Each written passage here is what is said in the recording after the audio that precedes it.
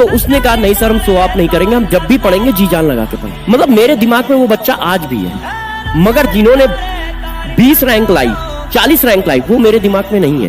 एक कहानी सुनाता हूं। मुझे ध्यान है एक स्टूडेंट था, ये बात मैं आपको बता रहा हूं, ठीक है, ये बात मैं आपको बता रहा हूं ऑनलाइन की। जब फर्स्ट लॉकडाउन लगा था तो एक स्टूडेंट था, ठीक है, नॉर्मल स्टूडेंट था, उसके नंबर आए थे, उससे पहले जो नीट हुआ था उसमें उसके नंबर आए थे 180 या 185 नंबर आए थे टोटल 180 या 85 नंबर आए थे उसके टोटल। नॉर्मल स्टूडेंट था। तो उससे मेरी बात हुई तो उसने कहा कि सर यार हमारा तो कभी होगा ही नहीं, क्योंकि टोटल मेरे 180-85 आए। तो मैंने कहा यार 180 या 185 नंबर तुम्हारे आए हैं, मगर तुम जरा इसमें से ये बताओ तुमने एफर्ट कितना किया था, तुमने एफर्ट कितना किया था। तो उसने कहा सर मैंने कोई खास एफर्ट नहीं किया था, मैंने 12th का पेपर दिया है और 12th के पेपर देने के बाद 1 महीने 2 महीने बस एनसीईआरटी अच्छे से पढ़ी थी और कुछ क्वेश्चन किए थे और पेपर दे दिया था। तो मैंने कहा यही बात है, जब तुम करोगे तो हो जाएगा, परेशान ना हो। बस मेहनत जो होती है ना, मेहनत जो होती है उसके साथ चीटिंग कभी मत करना।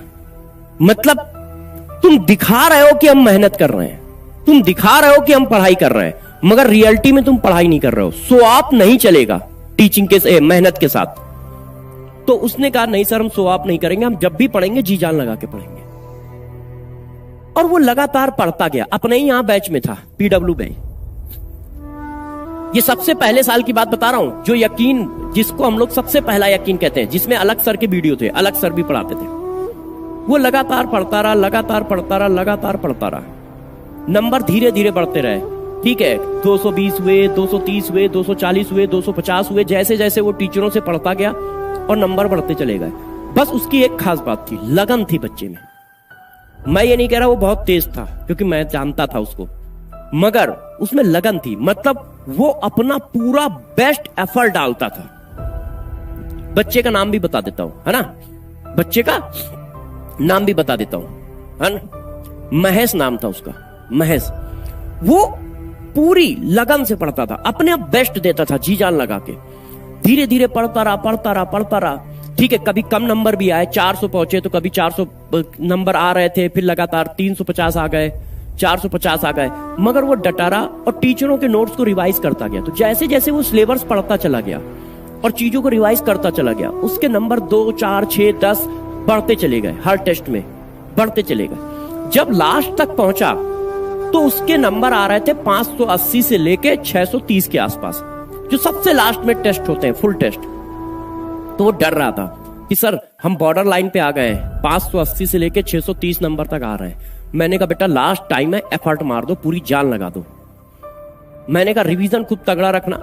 उसने पूरी ताकत लगाई, पूरी ताकत लगाई, और वो एमबीबीएस बन गया। रैंक बहुत नहीं आई है कि 100 रैंक आई हो, 400 रैंक आई हो, 300 रैंक आई हो, मगर दोस्त 185 से लेके 610 नंबर, 615 नंबर लाना बहुत टफ काम था। वो उसने करके दिखाया।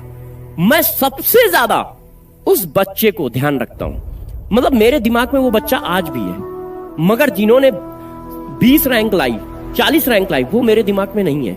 क्यों? क्योंकि मैं उसके साहस को सलाम करता हूं, महेश के साहस को। यार जिस बच्चे के इतने कम नंबर हो तो बच्चे डरते हैं कि हमसे नहीं होगा, डरते हैं हमसे नहीं होगा। वो जब आके खड़ा होता है और ये कहता है कि नहीं हमसे होगा, और पॉजिटिव एटीट्यूड के साथ जान लगाता है और लास्ट में करके निकलता है, तो उस बच्चे को सलूट इसलिए करना पड़ता है क्योंकि उसने ऐसी जंग लड़ी है जिसमें उसको डिमोटिवेट करने वाले 1000 लोग थे। घर से लेके, दोस्त से लेके, रिश्तेदार से लेके टीचर तक, कि यार तुम्हारे टोटल 180 नंबर है, तुम कैसे सेलेक्ट हो सकते हो।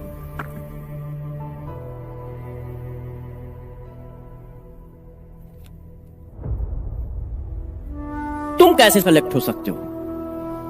मगर उस बच्चे ने यह करके दिखाया कि 180 नंबर आने का मतलब यह नहीं है कि हम कमजोर हैं। 180 नंबर आने का मतलब है हमने पीछे पढ़ाई नहीं